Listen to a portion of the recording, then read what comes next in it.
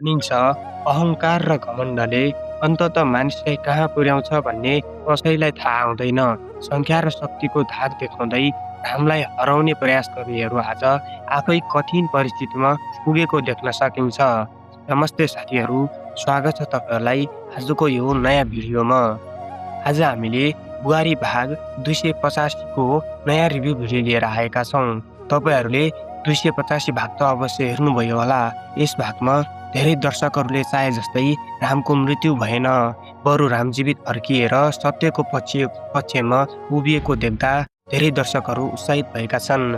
आज श्रुति, दुर्गा आमा, विक्की र विशालको अवस्था पनि कथामा नयाँ मोडमा पुगेको देखियो। राम अहिले निकै आक्रामक अवस्थामा देखिएका छन्।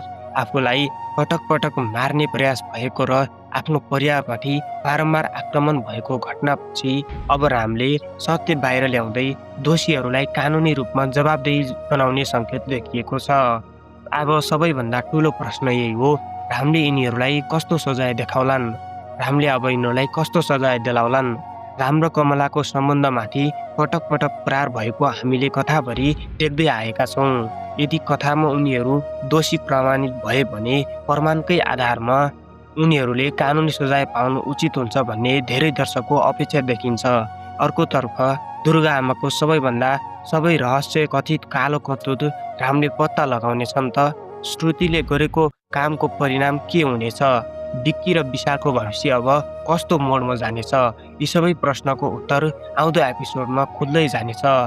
अब तपाईँको विचार के छ? यदि कथामा उनीहरू दोषी प्रमाणित भए भने उनीहरूले कस्तो सजाय पाउन पर्ला?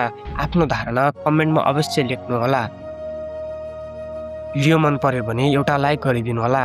यस्तै नेपाली सिरियल रिलेटेड रिभ्यू भिडियोहरू लिएर आउने नै छु। तपाईँ राम र कमलालाई कतिको सपोर्ट गर्नुहुन्छ? च्यानल सब्सक्राइब गरिदिनु होला।